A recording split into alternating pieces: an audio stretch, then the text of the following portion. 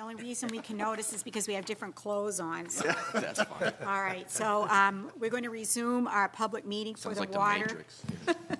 for our water meeting. So good evening, everyone. We're going to start that meeting off at 6:30. Gentlemen, you have the floor. Well, good evening. Thanks again for having us here. We've got an agenda that is going to start like many of the others with introductions. And let me get this to work here. There we go. You know Keith and myself. Yeah. Our agenda today is going to start with a project update. We're going to talk a little bit about the water ordinance and some key policy issues. Most of the conversation today is going to be focused around user rates and some of our thoughts that we've been developing about how rates might be set. We'll give you an update on contract operations and talk about next step. So first, a quick project update. You've heard a lot in the past about the attempts to negotiate for a easement from the town of Atkinson for the East Road Pumping Station. We wrote a letter to the state expressing our frustration, not really getting anywhere, and their response was that they were going to get engaged in that. They're very positive about their outlook, but it's somewhat out of our hands now, and the state is, DES is taking that action to try to nail down that site. In the meantime, it's affecting our schedule, which I'll get into later on this slide. Gina, I thought the pumping station, the easements that Mr. Pearson got would be sufficient to allow us to put the pumping station in. Yes, they are. What the rub is on this is that, yes, we could work within the easement that we have. Doing so, however, would have two issues. One is that it would impact and fill portions of a prime wetland that's been designated in Atkinson. And two, it would cost more. I guess three, it would also create a bit of a schedule concern because the process of getting the permits approved for that is a little bit longer and more difficult. So the right thing to do would be to put it on that high ground, and in order to do it there, we need both the easement that we have and an easement from the town of Atkinson. So if that does not come soon, it will have a greater impact on our schedule, and that's why earlier this month we chose to write a letter to inform the state that it is critical to our time schedule, and they decided to take action on their own. And it is my understanding that we did receive a verbal approval. However, we have nothing in writing as of yet, so I think Really? Mark is going to be working to expedite something in writing for that shortly. That's correct. There have been verbal assurances that we got this, but I haven't seen That anything doesn't yet. mean anything. So in any event, I just remind you that we had submitted a 60% review set of drawings and specifications. We got comments back from both the New Hampshire DOT, Department of Environmental Services. Nothing earth-shaking. I won't go through them all. A lot of minor things relative to just the progress of our design. I think the biggest areas of concern, or not concern, but that might cause some change to what you've seen. Going up Sweet Hill Road, there's a concern, well, are we really on the right side of the road with our line causing a gas line to be relocated? And so things like that could change some of the alignment. Excuse me. And otherwise, again, pretty minor issues. We've got a fairly thorough review with New Hampshire DOT, and we're actually going to meet with them again later this week to go over the review comments and some of the minor alignment changes that we're talking about. But otherwise, I think we're in very good shape. I wanted to just briefly comment on the schedule for final design and whatnot. We gave you a schedule at the very onset of the project. For the most part, we have been tracking all four of these projects on a similar track relative to bidding, construction, and whatnot. There's a bit of a diversion here of the different contracts at this point, now that we're getting down to the point where we're very close to being able to advertise for bids. The pump station, as I said, is stalled at the moment while we wait for this site to be addressed. We don't want to waste time and energy putting in wetland applications or driveway permit application and such. So we're holding back on the finality of that. Relative to the service connections, the 61 service connections that are part of P4, we call it, the fourth contract, is also stalled a bit. We just received word that the 61 properties has increased to 72. They're still doing more testing. We do not have all the test results in, but this morning we just learned that there are at least 11 new properties that are identified as having MTBE impacts. So that will impact how we pull together contract P4, and thus we're not going to make our 90% submittal on that per schedule. Relative to the overall schedule for bidding and construction, as we get to this 90%, we're also now really rolling up our sleeves and making sure we're lining up the financing. Talking with the state, they intend early in February to bring a proposal to the trust fund to finalize the the funding for that project. We're giving them later this week updates on all the cost estimates that will be the basis for that funding request. Okay, and because the MTBE sites have increased from 61 to 72, it's my understanding that the state's going to pick up the tab for those additional sites. Is that correct? That's my understanding. That's my understanding as well. Okay, all right. These sites that are identified as being basically eligible for a full connection. Okay. So notwithstanding those two areas where we're a bit on hold, we hope to be able to get funding lined up and bid the projects for the main lines and for the tank in this spring. So we're doing well with those and hope to have some contracts in the end for that. How are you doing with the RFPs for letter of interests? Have you sent those out and you're getting No, stuff and I'm going to back, get to that in a bit. Okay, For all right. yeah, that for the contract operator. Yeah. Okay. But that's the construction work, if you will, the mortar and bricks, so to speak. And if there are no more questions, I'll just move on a little bit to water ordinance, the next item on our agenda.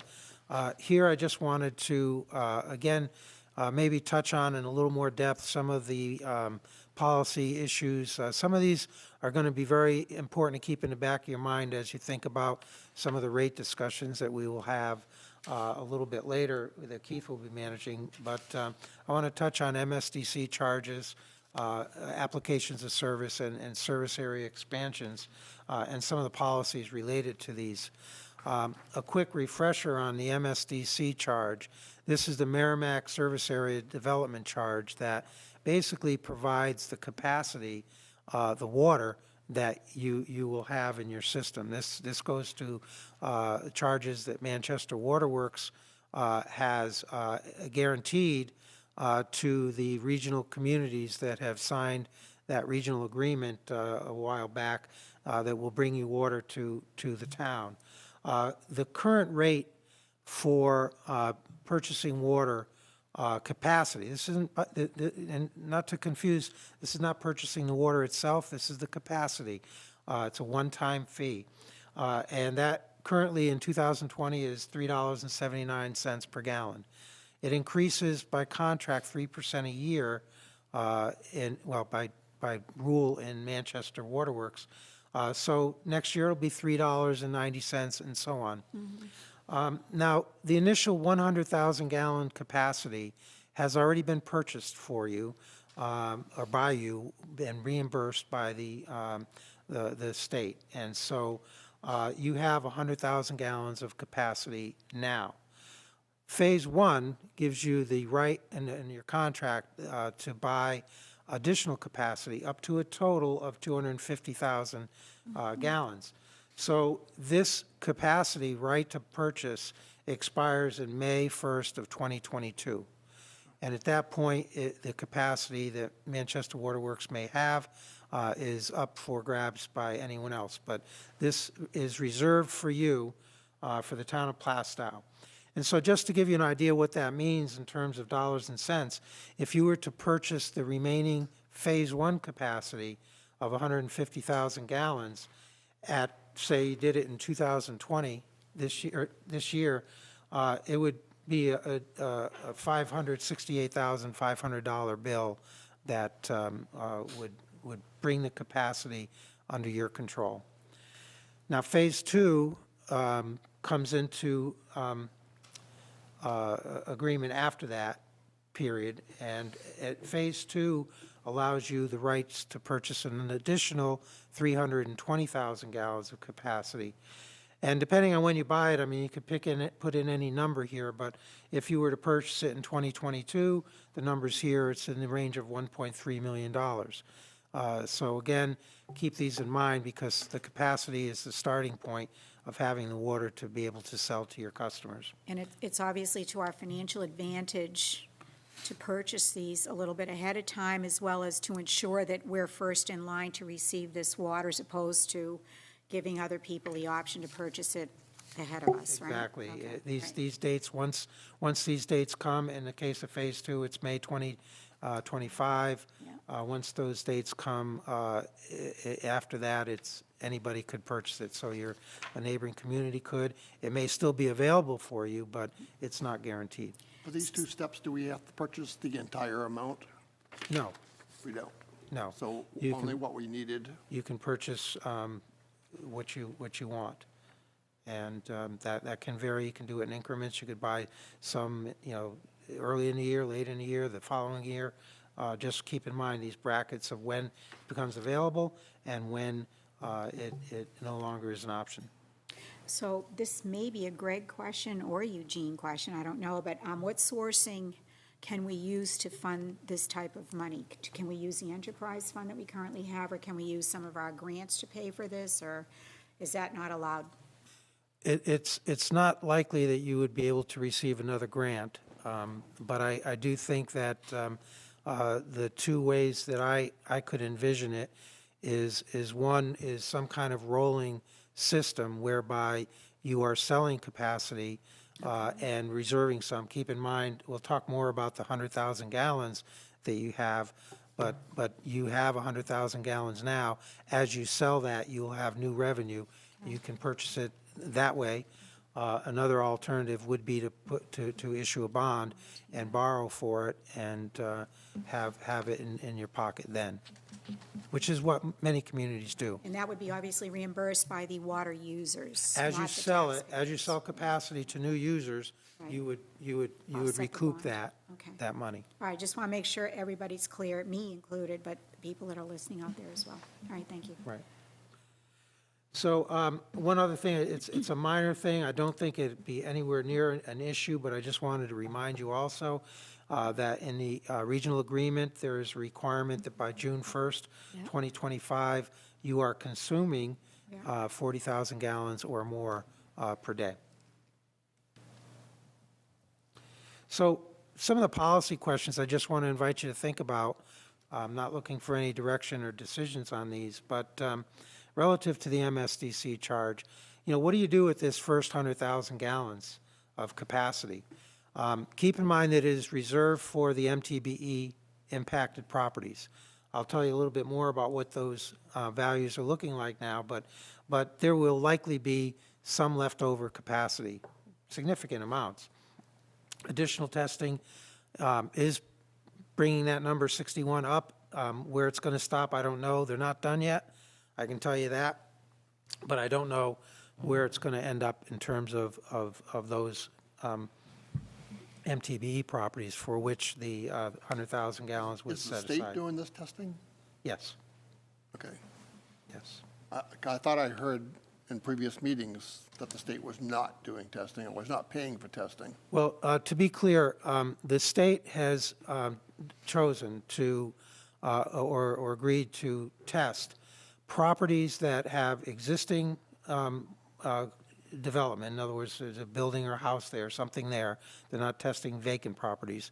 They're testing properties that are abutting your existing fire suppression system or abutting the new lines that we are putting in. Okay. So there are others that are outside of that universe that would not necessarily be identified for testing. However, if there is someone that maybe they're not abutting the line, but they're close to it, and they want to be tested, please let me know. We can help, bring that question to the state. They have agreed to expand some of the testing in some areas. For example, they agreed to go back in and test the Timberlane schools up there. They're not black and white about this. They are willing to try to, find anyone who might think that they're going to be impacted if there's a reasonable chance. I think they'll probably do it, but I can't guarantee it. How expensive is it to test one well? Oh, gosh. Rough idea, any idea? It's not The much. lab costs are probably around 200, 250. I was just going to guess about 150, So but, that's for the PFAS, but yeah, maybe a little bit PFAS, less for MTBE, yeah. So When we if were doing VOC testing, it was 120. 120. 120? Yeah. I was only thinking in terms of possibly funding some of that for the town through the water program if we are looking to expand into neighborhoods that are adjacent to the fire suppression for infrastructure versus everybody. So Yeah. basically, we see a neighborhood that we could put a small spur into. By funding the testing of that, we may get the whole neighborhood saying, yes, I want to be on the water system. I think that's a great idea. I would, again, first suggest that let's bring the question to the state and see if they'd be willing to include it. If there's a reasonable chance or fear that there might be some MTB contamination, they may very well pick it up. Okay, thank you. So the next policy question, if you do have this leftover capacity, how will you allocate the capacity? Would it be a first come, first serve? Would it be allocated by land use? Perhaps you would want to reserve some for public use, your capacity here at Town Hall, your safety complex, your public works garage, perhaps the community uses like that. You may have growth centers or areas where you want to reserve capacity first. And, there may be a policy question about capping the amount that any user might be interested in taking. Would you recommend that we bifurcate that if we decide to do that, residential versus commercial cap? Is that what you're? I think you very well may want to do that.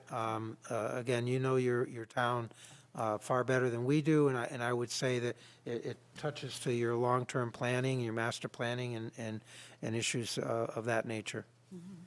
Yeah, and we would definitely have to make sure that it does dovetail with our master plan that we just completed. And it's a minor thing. This is the engineer in me, I guess, bringing this one up. How do you actually estimate the capacity and charge it? Most of the communities, if you look at the ones that are dealing with these MSDC charges, will base it on meters, sizes, and make assumptions relative to all single-family homes are the same, which we really know they're not.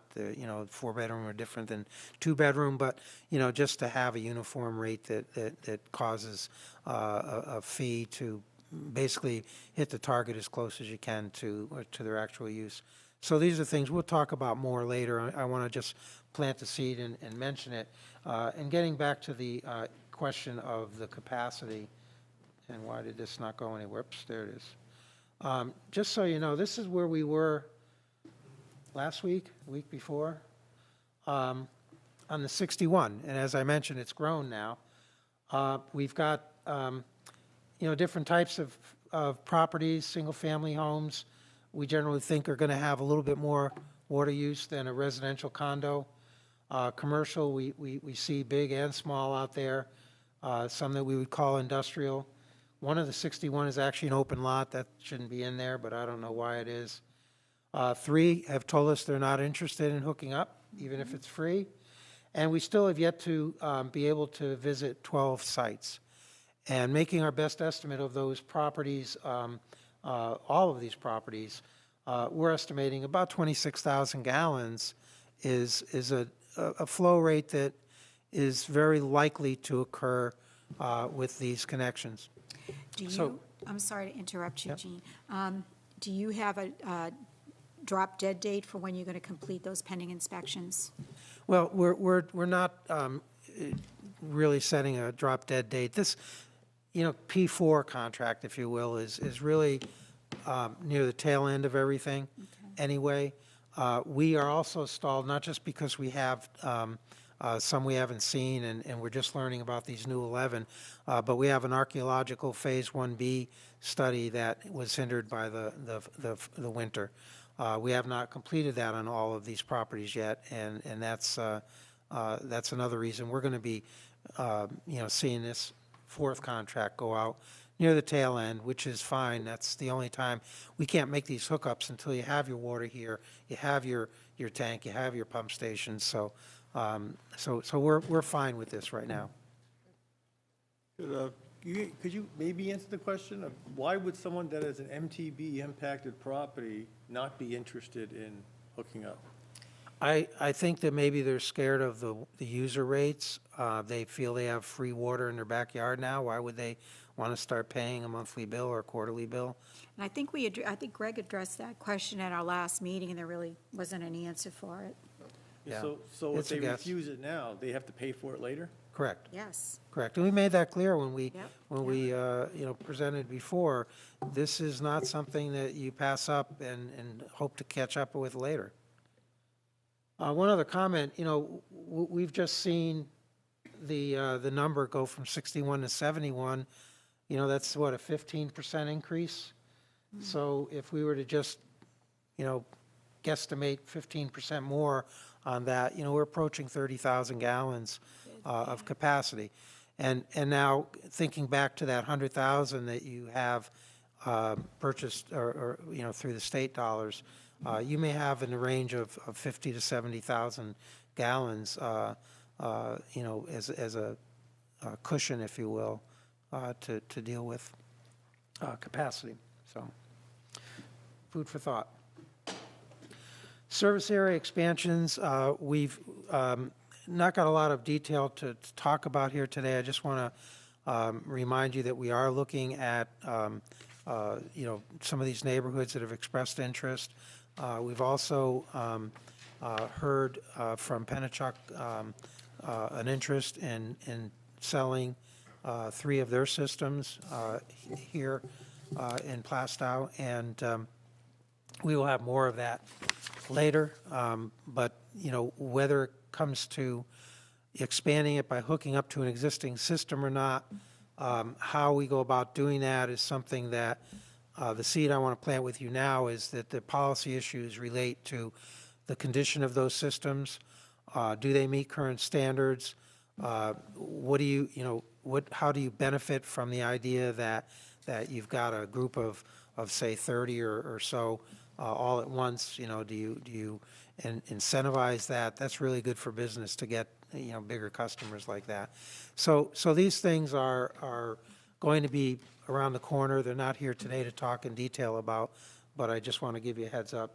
And it really is a little bit of overlap with regard to the application for service. Oh, and these are some of the actively interested parties that we identified. Timberlane High School, Pollard Elementary School, the Southview Building. This is an interesting one. I know Dee Voss is interested. You live in that neighborhood, I hear. But this is a network of some large commercial buildings, and one of them is a very easy hookup. It's the same place as we're hooking up the other 4. They would be interested. Greenfield Hills, Twin Ridge, and Rolling Hills, and Sweet Hill are all Pennachuck Waterworks that are interested in selling to us. So this could bring a significant volume of water should any of these customers come to fruition. So question for you on the Greenfield Hills. Looks like there's 39 connections, but only 4,600 gallons of water. Does that sound right, or is that a mistake? It doesn't look congruent. How does that work? Do you know what I mean? We're assuming, I think, 150 gallons per property there. It's a low estimate, given the type of things we're trying to get. I think. That works out to 120. 120? It doesn't sound too So, far off. so, No, oh, I'm, no. yeah, I think we are off on that, though. I think Yeah. it's a good point, because for homes of that nature, we were carrying a higher number. The 120 was used for the 26 units at Southview, I believe. Yeah, somewhere between 120 and 150, but that works out to be 120. Okay, I mean, it's a moot point, but I just want, it's all to our advantage if it's a little bit lower Yeah. estimate, right? Okay. Yeah. All right, So just to give you an idea, these are some of the bigger ones that we've been Okay, hearing from. good. So application for service, this, I think, is again, we're going to turn things over to Keith to talk about rates, because some of that's buried in his presentation about how we, time and manage applications. We'll have to present that. Do you want to? No, that's okay. Maybe I'll just This. take the mouse. I'm not sure if that, does that microphone work, the one that Keith There a has? switch? I think he It was turned testing it on? it earlier. Okay, all right. If not, There's a just green slide the light other one on there, that means it's on. I can switch the signs again. Keith. Light on it. You're funny. Okay. All right, All right, yeah, so Gene's asked me to present the rate work, which we've been working on over the last few months. And tonight, you got a couple handouts. We are going to be showing you some target rates. And so Okay. we've actually had target rates in terms of what we think it's going to potentially be per typical residential home, and target rates in terms of what it is going to be for a consumption charge, a meter charge, and all the miscellaneous fees. So we're actually going to be presenting you, not because we're ready to set rates, but we think, based on the information we know today and everything we've been working on so far, this is about where we think we'd be landing. So it'll give you some feeling of what it will cost people. So it's a target, and we'll show you how we got to it. So there's a couple handouts that I'll be referring to, but it's really going to be three parts, and I'm going to talk about each of these three parts separately. The first one is the fees, some of which Gene's already spoken about. These are the non-recurring costs that are really designed to cover the cost of a non-recurring event. If you have to send out a staff person to do an inspection, if you have an application fee and an administrative fee, these are the fees that you will charge to cover those expenses. If it costs you this much, we charge you this much. We're not making money, we're not losing money. One-time, non-recurring expenses. System development charges, you've been hearing a lot about the MSDC. These are one-time charges.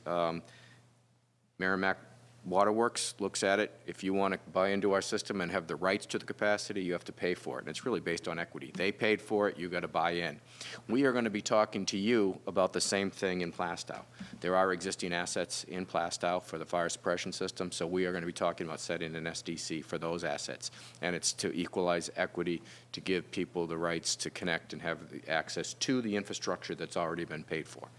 Well, that's the other set of fees we'll talk about. And then the last one is the one it's near and dear to everybody, is what I get billed every quarter. And we'll talk about what we're setting there. And those are to cover the usage of the water, and charged quarterly is what we're recommending. Okay, so the first one, flipping the page, is the fees. The purpose of the fees mentioned was to cover the non-recurring expenses, administrative fees, service work, connection fees, et cetera. The way we set these, the way we're recommending these fees for Plaistow initially is benchmarking. We went out to 6 communities. I think in your handout, you can see the communities we used. And we said, okay, this is a target. We don't know exactly what it's going to cost Plaistow, but it should cost you something similar to what it costs another typical water system. So that's how we set those rates. We established the rates that are probably the most common ones that you would use. And we've set those. That can be, you want to be looking at two sheets for that. The benchmarking sheet is this one. That's the one where we compared everybody else's rates.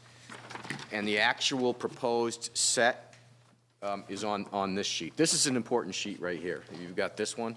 These are the recommended rates. So all the benchmarking that we did shows up in this second tiered here called service administration and connection fees.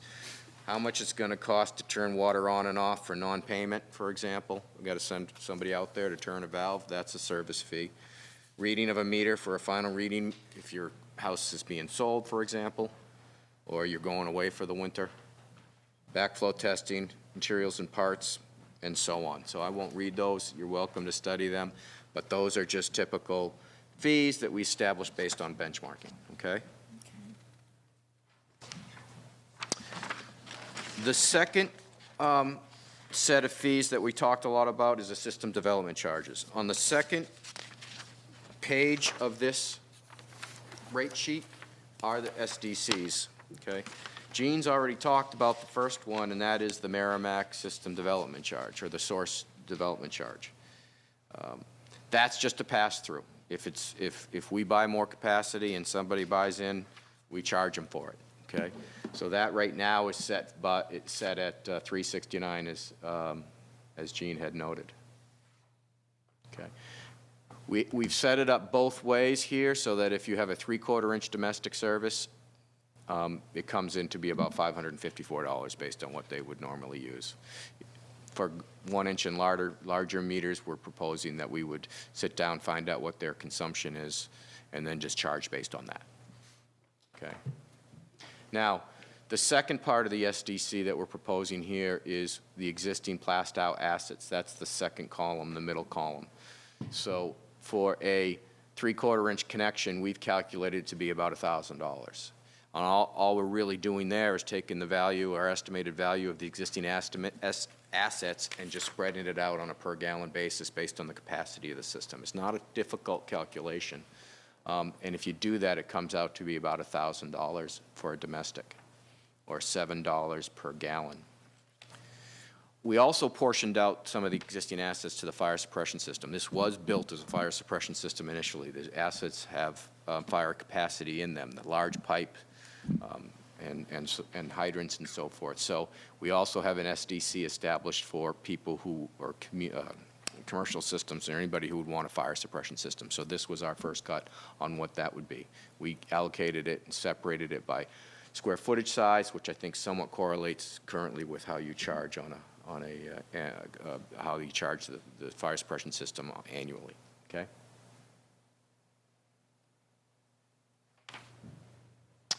Okay, those are the upfront fees. What I'm going to spend the rest of the time on is just talking about the actual rates, what I'm going to get established as a quarterly rate for people who are using and consuming the water. And the purpose is it covers and the reason we set these rates is these are designed to meet your budget.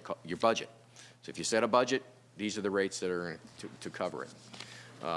Covers the wholesale water purchase, covers operation and maintenance, which includes contract operations and town expenses, including fire. We're now bundling this together. And whatever capital reserve. Those are the three biggies. You know, we may have some other miscellaneous things, but right now it's really those three. We're recommending, Gene's been raising the question off and on, but we're recommending that we probably establish a quarterly billing cycle. And so everything we're going to be talking about here, you'll see some quarterly information. Next slide. There's going to be two parts to the rate, the quarterly rate. It's going to have a base charge, which is going to be based on the meter size. Gene mentioned that earlier. And that's what's going to establish your fixed revenue. So if I have a connection to the system and it's active, I don't use any water, I still get a charge, and it's going to be based on that meter. So you have some income. As a side note, we kind of designed that to represent about 40% of the revenue needs, just if you're curious. Charging for volume is based on the consumption that passes through the meter. So that's going to be a per gallon or per 100 cubic feet rate. And that is usually, as Gene has been talking all along, has three designs to it. We're Xing out the increasing and decreasing block, and we're going to be using the uniform rate. So everybody's getting charged the same rate, whether you're commercial, industrial, municipal, residential, you're getting charged the same dollars per gallon. You will see a different base charge. If I have a bigger meter, I get charged a bigger fee, but the consumption rate's the same, okay? And then the last thing, just to note, I can actually flip it here too, Gene. The commercial and industrial rates are the same as the residential in terms of consumption, right? So the only thing that's different between those are the meter charge, Right. or the volume. Right. That Yeah, makes if you sense, use yeah. more, okay? So, all right. I guess you're going to have to flip it. All right. When we do a lot of rate work at Underwood, and probably do 4 or 5 a year, we always have a budget. That's the first thing the town says, here's your budget, here's our budget, and here's our projections on that budget for the next few years. Wholesale water purchase, contract ops, town staffing, capital reserve, et cetera. We might help them with capital reserves and certain things, but we have a history of budgets. We have a water system that's been running. So we know that. We also know what at least the initial user base is. It's another system. We know how many meter accounts. So we have, I've learned that's a luxury when I set rates. In Plaistow, we don't have that. Right. So normally we get all that and then we set our rates. So in Plaistow, I'm going to explain to you, we'll go to the next slide. We're going to do this backwards.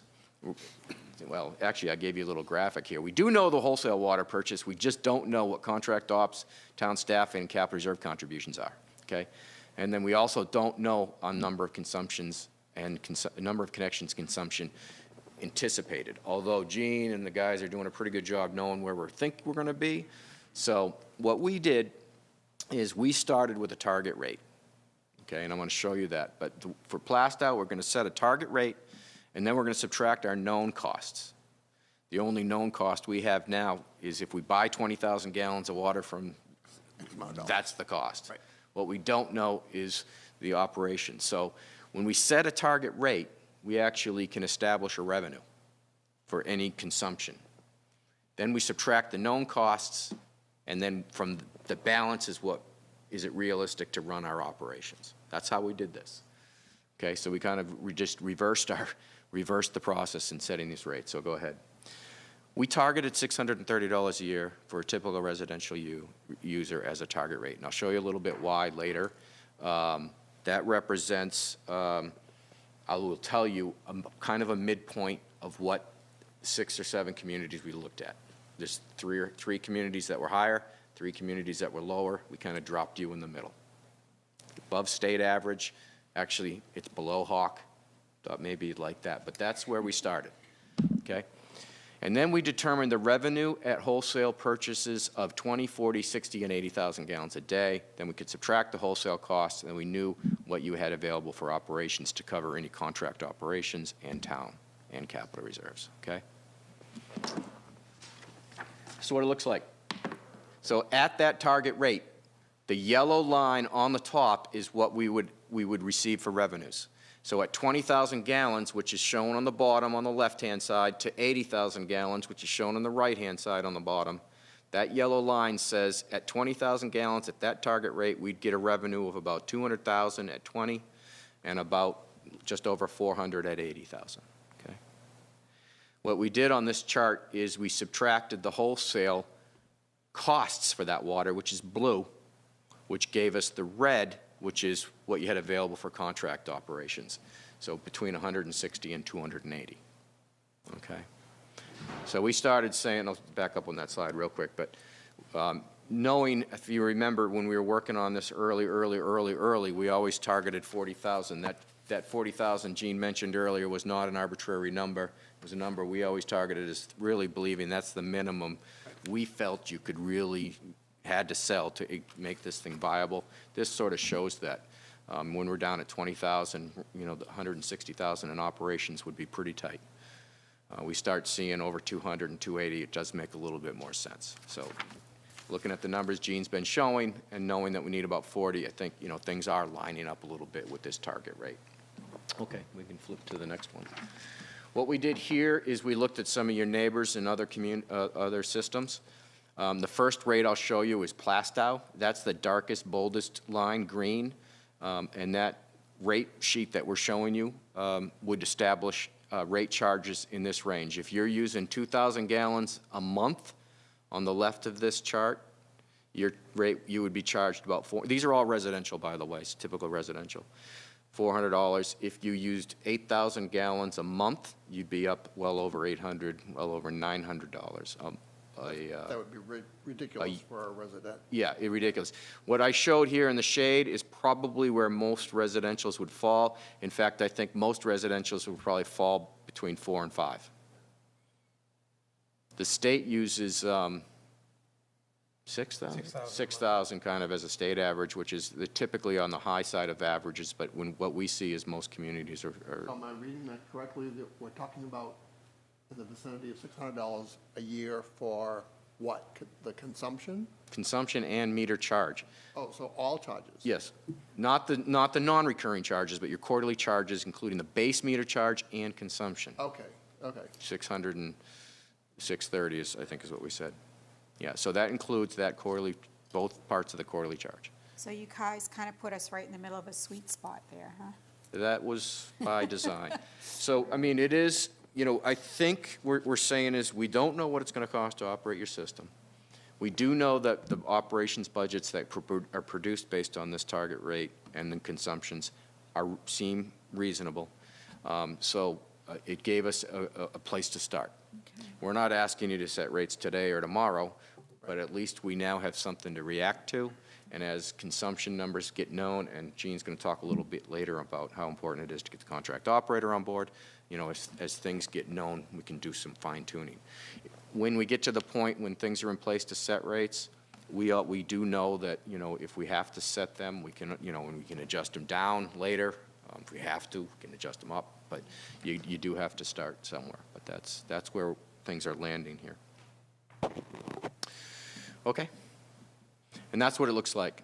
So that 630, Greg, covers these two charges. So consumption charge of $524 per 100, and then the quarterly meter charges. So a residential unit would get a quarterly meter charge of $63.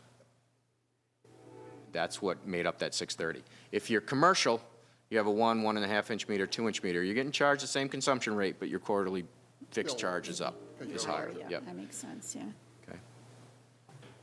Okay. I don't think you'll have any 6 inch I was meters in gonna town, ask you that, yeah. but certainly you'll have 2 and possibly 4s, but at least it's set. Is it correct to say that the fire suppression is so minimal, it's almost not even a drain on the capacity of the water we're bringing in? It's a good question, and what we're assuming in this rate model is the fire suppression charges are right now are staying the same. So they're being charged in the same way that you currently charge. So this revenue supplements the fire suppression revenue to make the total budget. Okay. We didn't take that away. And the reason is because we don't typically meter the fire suppression connections. So they're going to be, your current system square footage is how you collect revenue on that. So that stays the same. So if I'm a fire suppression user and now I add a domestic connection like this, I'm going to have both. Right. Got it. Okay. So this is just a chart that, table that just takes that chart and does the math for you at the low end and at the high end. So it's really the total budgets for a 20,000 gallon a day system based on that target rate and an 80,000 gallon a day system based on that target rate, showing what you have to work with for operations. Okay. Back up one second. Revenue is based on selling 90% of the water we bought. So if I buy 20, we did take 10% out of the sale so that we accounted for fire hydrant flushing, maybe some leaks, which is typical. 10% is actually maybe not as conservative as some communities, but you have a pretty tight system. We know it's relatively new. So it basically says if I'm buying 20,000 from the wholesale agreement, I'm only selling 18. And most communities in the state, they're around 15% or 20. So 10% for you guys, I think, is a good place to start. We could change that and make it a little bit more conservative, but it seemed like a reasonable starting point. But it wasn't one for one. Every gallon that comes through the master meter is not being sold. Okay. So in summary, right now we're saying we got to use the target rates for planning. So if asked, this is a good, good starting point. They are draft. We want to set the rates as soon as possible, but noting that they can be modified at any time. You have the authority to do that. We do need the ordinance in place, or should be in place prior to setting the rates. I think you really probably need the ordinance technically to set rates, so they can't go hand in hand. And then establish the operations budget and check our rates once we have the contract operation budgets in place from a contract operator. And then also update these rates, or at least check the rates once we have a better user base known and consumption known. Can the ordinance be set, or do they have to be approved by the taxpayers? I think we answered that question last time, didn't we? It was you. I think It the was board you. sets that. Yeah, It was you. It's not Yeah, it's we not a do town that. vote on rates. It's not a town Yeah, vote, I okay, believe the so it's board does basically that. set. And those ordinances, I've read a whole bunch of them from different towns. They're pretty much boilerplate Right. ordinances anyways, Right. right? So There's it's some not policy like we're not reinventing the wheel. When do you need this board to be voting on rates? Because you're saying as soon as possible. I think we had tentatively set up a March 27th meeting. Is that too late? No. So No. if this board can review this this piece of information or pieces of information and be ready to put motions on the floor to set rates, you guys will be in good shape by then, right? Yep. Okay. Well, a All right. reminder, I think we probably want to get our head around the ordinance first. First, all So if March could be focused on review of the ordinance and starting that process, which will involve a public hearing and, that normal ordinance setting process that you have here may take some time.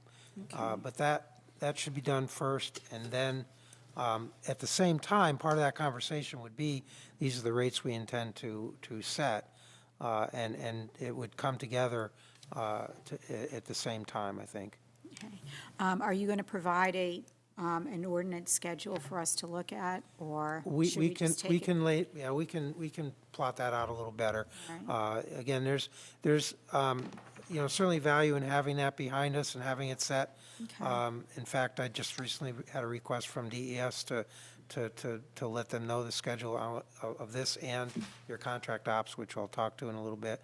But I think that, there's ample time to have a thoughtful discussion. We have not touched base yet with your legal counsel to see if there were any review comments there on the draft that we had given you.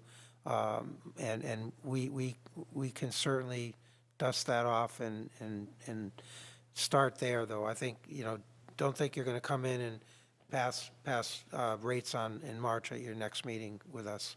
I think we need to have that ordinance discussion. I guess I'm concerned that I don't want it to get too far into the year before we make that determination, so you let us know the time of things. Yeah. And the sooner, there's this balance or sweet spot, because the sooner we set the rates, the less we know. The later we set the rates, the more we know. Okay, all right. So there's where we set the rates. I think if we all are at least comfortable using these as targets, we can start answering questions as people say, we haven't set rates yet, but as you're looking at connections, this is our target. And I would just hope that we can all be flexible as information comes in. If they have to adjust a little up or adjust a little down, hopefully we weren't that far off, then we can set the rates. But it is that balance. The longer we wait, the more we know. The longer we wait, what I'm. At least knowing that you support a certain rate would be helpful, because that's the number one question we're getting from any prospective customers, including the MTBE folks. Well, what's it going to cost me? And it would be really helpful if we could say, well, we're going through this process, but the selectmen have indicated support in this range.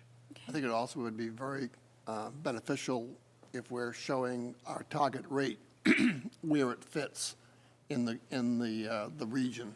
Yeah, So obviously, effectively, yeah. this is where we're aiming, whether it's, 50 percentile or 60 percentile, whatever that place is, that people know that maybe other towns will have similar rates and other towns may have more expensive rates. Right. Yeah, and I guess a large town like Hudson or Nashua would have a much lower rate just due to the volume. Yeah, let's go The big back to. factor is whether or not they have their own water source. Yeah. When you look at this and you see, Salem down there at the bottom, Yep. they've got their own water source. So they're not paying for And the water. that makes a big difference. Huge difference, right? But if we're comparing ourselves to other communities that are in the same boat that we're in, Exactly, purchasing yeah. water, I think residents will not start to say, oh, okay, if I lived in another town, this is what I'd be paying, and Plaistow is in that vicinity. Right. Yeah, good point. Did you want to see that? I didn't mean to go quickly away from that. We all set with this? Yeah. All right, well, the last thing one more slide is, This one? we'll talk about this, and again, this was not necessarily this to be final or anything. This is for discussion purposes. But we're talking about incentives. Gene's been speaking about what do we want to do with the allocation after the MTBE properties are used. So this was a table to start thinking about how to handle that. And so feedback and thoughts on this over the next month or two will be very critical. But the way this is set up, there's the primary costs involved in connections are on the columns. Installation, obviously, I got to pay to make connections. Somebody does. Then there's the MSDC, the Manchester Source Water. Then there's the Plaistow SDC. Then there's the connection and administrative fees. And then on the rows, we established a few of the types of users here. MTBE properties. This says first year only. That was that attempt to say, hey, you guys get one chance at this, and if you do, then all these things are going to be paid or waived, okay? So we're in black and white, these guys, you get it. After that first year or after that first opportunity, you're going to be like everybody else. Incentivizing people to connect because we want some to get water consumption might be handled in the second row. Maybe the first 40,000 gallons, and the 40,000 again was not is somewhat arbitrary, but you take the MTBE properties and of 25,000, as Gene was showing, plus 40 gets you in that 65,000 gallons a day range, which gave us a nice system, we thought, in terms of revenue. Maybe the installation cost, you wouldn't necessarily do any incentives for that because that's on private property. But maybe the town would consider waiving the MSDC charge for those because it was paid for by the state. Maybe the town would consider some sort of a waiver on the SDC and connection fees to incentivize people early. Maybe residentials would get a little bit more of a incentive than commercials. And then maybe the administrative fees you wouldn't incentivize. And then maybe after that, after the first 40,000, you were talking earlier about how to allocate that, which group. But, if it was 40,000 that got incentivized, after that, maybe there was no more incentives. Now everybody's in it. Yeah. I've added the last grouping because I just want to make sure it's clear how we're all thinking on this, but the municipal connections, I think it came up a little bit earlier. Installation cost would probably be by department. So if there was a connection to the garage, for example, we might say, well, the DPW would pay for the physical pipe. But maybe because it's a town facility and it would just be a circle to charge them and back, that maybe the municipalities get some of these things waived. Again, that's just something for you to think about. But I pointed out because in the notes on the bottom, all users, including municipal, will pay consumption and quarterly meter charges. No incentives are provided. Okay, so even your DPW, if you waive some of these upfront fees, the DPW will get a quarterly bill. And that would be put in on their line item in their annual budget. They'd get a water bill just like everybody else. Yeah. So that's where we're at. That was sort of the end of my part of the discussion on rates. I don't know if there's any other question. Yeah, I'll remind you that when we said the budget, maybe we can go back to one of the graphics for that, just to make sure it's clear. That one's fine. The total budgets based on that target rate left you in these operations of 160 to 280,000. That was intended to cover the operations and capital reserves and town expenses. So we need to start talking about how much of those we can afford to start putting in on capital reserves. One of the things we've been thinking about is in the early years of your operations, you're probably not going to afford much, if anything, on capital reserves. Maybe when we start to get to 60 to 80,000 gallons a day or above, we might be able to start finding some money to put in capital reserves, as opposed to looking at rate reductions. I mean, you'd have that choice too. But we also don't want to lose sight of capital reserve contributions as we build this system and maintain this system. And then the last thing, I just wanted to point out, these are all retail rates. These are all based on rates to retail customers. Okay, and so these aren't wholesale. These are establishing a meter and the retail rate at that meter. Okay. Did you use that 120 gallon as when you were figuring out the individual sites? Is that what you used to get the $600 per year? The 600, it's an interesting and complicated question you're asking because when you look at what the rate the simplest way to say it is we're going to target a $630 rate for you. Okay. Because I don't know what people will actually be using it for consumption. Right. If I establish that to be at 120, if they use more, then it goes up. So what we're trying to do is establish it at 630. When you start looking at the state average, it's based on 200 gallons a day, so it's Okay. actually kind of hard to compare Okay. that number against state averages because it's it's a range, and You're looking at a lot of, the whole town or all the people that are hooked up, yeah. you have Yeah. a volume, That, large volume that, that you can then but to be estimate. clear, that 630 is based on 100, 150, I think it's based on 150. 150? So if somebody uses a little less, they might see a little less. Okay.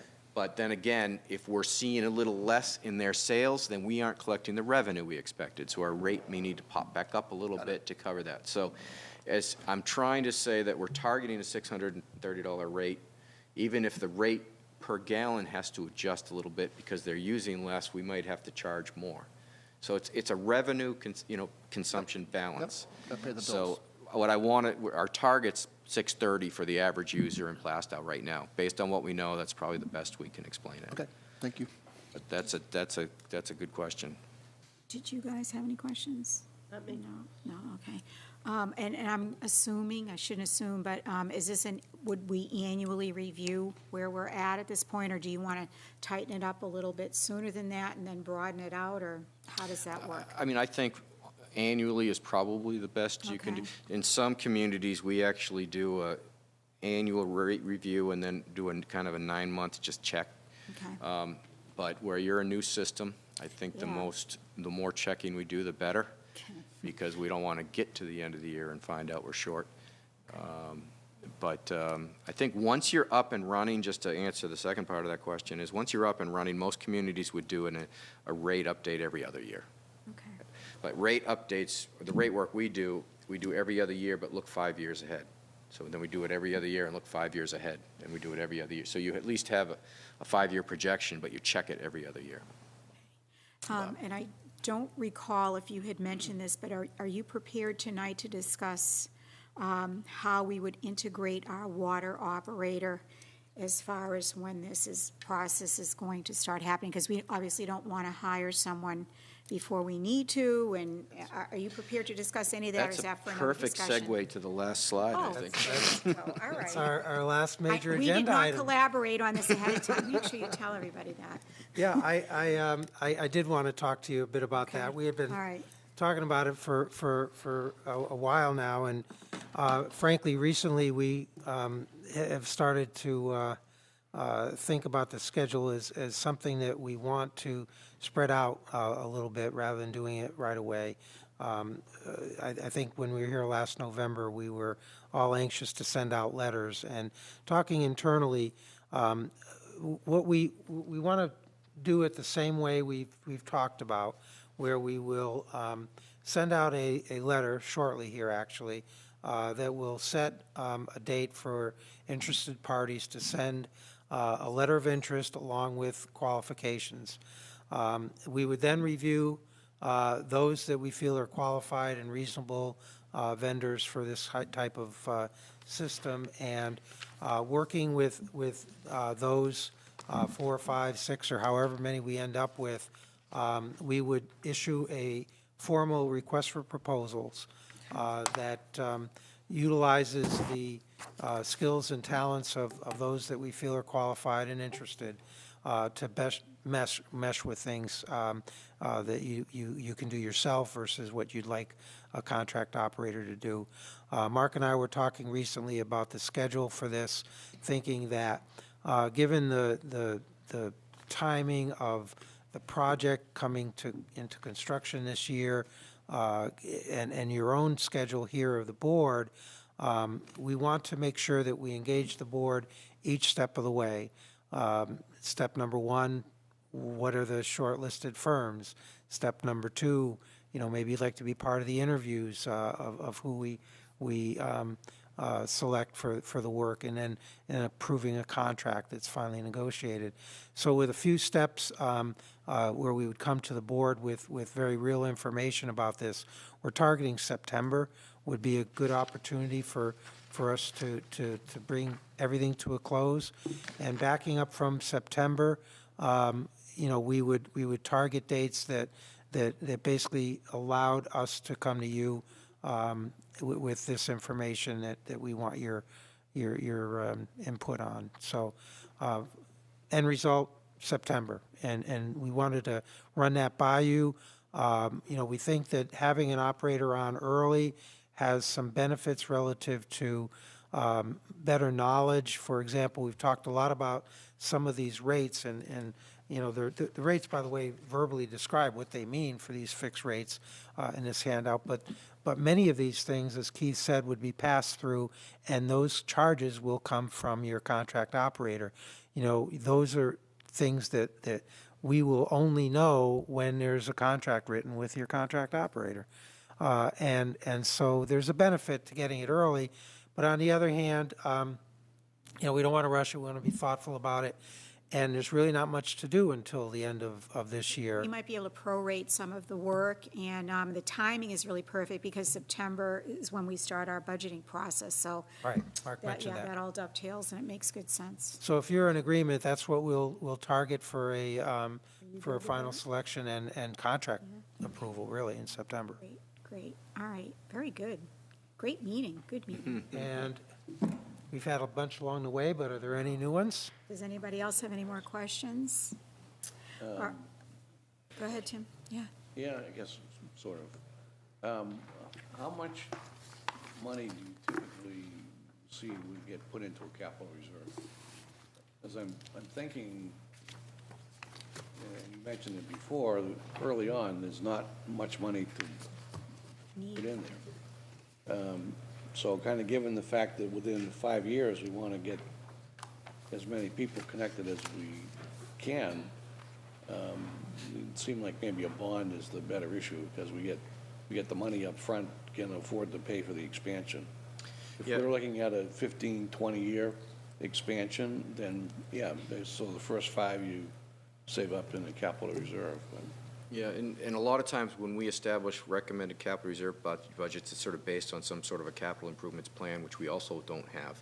But I can just tell you, I see contributions 10 to 25% of the budget. So that's a target that we would, without having other information like a capital plan or you should be thinking in those ranges. Initially, we were looking, when you got up to that 80,000 gallons a day, we were starting to think in the $50,000 a year range for capital reserve contributions for this system. And that was just based on my experience, or our experience looking and working with other communities, not having a capital plan. But usually you want to do an asset management plan and a capital improvements plan just to establish what it should be. But it's in that order of magnitude. Yeah. So really it would be more applicable for system maintenance and repair as opposed to expansion. That's what that was. But I think it could also be looked at as a way to help fund future capacity purchases, your MSDC charges. Oh, right, okay, yeah. So we would have to very carefully structure the creation language of that reserve fund Yeah. to make sure that we incorporate all of the little Right. permutations and combinations of this. So, and this is a detail, and it probably doesn't really need to be answered, but I'm going to ask it anyway. Because it is a capital reserve fund, does that need to go to all of the voters initially? And then once it's set up, it just goes to the water users, or? There's your answer right over there. No, okay, no. The water all right. commissioners can establish, it's the water and sewer can establish a capital reserve fund. The Yay. commissioners can, it does not need to go to the Okay, that's voters. good. That's a good thing, okay, Yeah. all right, okay. But it does need to come from excess revenues as well. Yes, So it's yes. a little, Okay. And this is a subtlety too, but since you asked the question, a lot of communities have what is the other one, impact fees? Betterment, Yeah. betterment. Or betterment. We stay away from those, and we recommend, and actually, a lot of times, if we see a impact fee in a water system or a betterment, we take them away, and we go to SDCs, and the reason is it allows you more flexibility on where the dollars can go, because if you truly go on the impact fee or the betterment fee, it's usually based on some specific Yeah. expansion or Growth. and then that's technically supposed to go there. Yeah. I know we Plus you have that see- 6-year have to return it thing. Yeah, so and we- SDC takes all that away, as I understand it. You can put the money in the pot and you can use it for whatever makes the most sense, really. We've already tussled with some of those restrictions already, so that's probably a good idea. Yeah, so I just wanted to make that point because it's intentional that we promote the SDCs. All right, great. Any other questions? All right, so the way we're setting things up, we're going to plan another meeting for March 27th, and we will be able to look at and approve ordinances for you. Do we need, how far down the road do you want us to schedule meetings? Is we okay till March, or do you want us to go forward with more meeting schedules, or what would you like to do? Well, I think that, given that we're going to be trying to get out to bid fairly concurrently in April or so, I think an April meeting would probably be advisable. So we should technically plan on the last Monday in April. I don't have the date on it yet, but, and is that the point in time where we should be firming up our fee schedules at that point, or is it, that's still too early too, right? Well, I'm and so no. anal. I want to get this all done yesterday, and I'm sorry, I'm very impatient. But I just want to make sure we're not behind on I mean, stuff. I don't know if this is an answer, but maybe you see if I'm correct, if I'm wrong, Gene, but we're not going to be delivering water where you have to send out a bill any sooner than September. 2021 sometime. Right. So So we have a technically, we ways to go have to till set then, rates. All right. but We need to get a rate out to the public so that they have an understanding, our expectation of what this is going to cost and whether they I think, want. I'm sorry, I think your March date is incorrect. Pardon? Last Monday in March is the 30th. Yep. Is it, what's the 27th? That's April Friday. 27th. Oh, all right. April 27th is It's probably Monday. looking at a 2019 April 27th is calendar. Monday. 29 days in February this year. That's right. All right, so March 30th is the correct Monday? All And right. April 27th All would be right. the next All one. right, I mixed them, like Chris, I'm left-handed, so I think my brain gets crisscrossed every once in a while. You should see me try to add things for our finance director. All right, so we're good with those two meetings? I think so. All right, so if we have no other business to discuss, I'll adjourn this meeting at 7:37. Thank you so much for coming, as always, gentlemen. thank you. Yeah, All right, good thanks. night.